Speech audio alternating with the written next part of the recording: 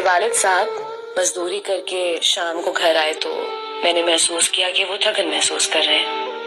میں نے پاس جا کر پانی پیش کیا اور ابو کے کندھوں کو دبانا چاہا تو کہنے لگے، نہیں پتر، کوئی ضرورت نہیں، کام آسان ہی تھا، بس پانی رکھ دو اور تم جا کر اپنا سبق پڑھو۔ میں ابو کے کہنے پر دوسرے کمرے میں چلی گئی اور امی سے کہا کہ امی ابو کا خیال رکھا کریں، آپ تو انہیں بالکل ہی نہیں پوچھتی، جیسے وہ صرف پیسہ کمانے والی مشین ہے۔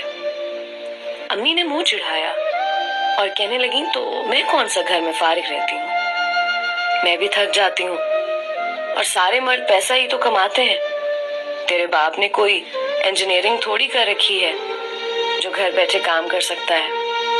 میں امی کی بات سن کر حیران ہو کر اپنے کمرے میں چلی گئی اور سوچنے لگی کہ میرے گھر میں جو کھانے پینے کا سامان آتا ہے وہ ایک ایسا شخص لاتا ہے جس نے کبھی تھکن محسوس نہیں کی، اور اس کی بیوی اسے پانی دینے کو تیار نہیں۔ مجھ سے رہا نہ گیا، میں ابو کے کمرے میں گئی۔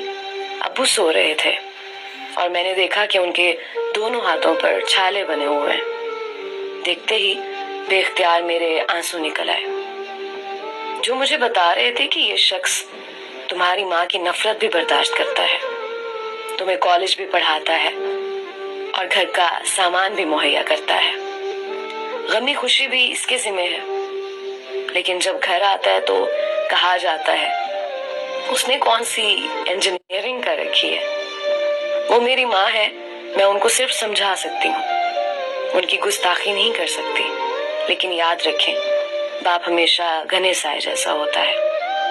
اگر ماں کے قدموں تلے جنت ہے تو نبی کریم صلی اللہ علیہ وآلہ وسلم نے فرمایا کہ باپ اس جنت کا دروازہ ہے۔ اپنے جیتے جی والدین کی خوشی کا باعث بن جائے، ان کی عزت کا خیال رکھیں، مرنے کے بعد آپ کے آنسو ان کے کسی کام نہیں آئیں گے۔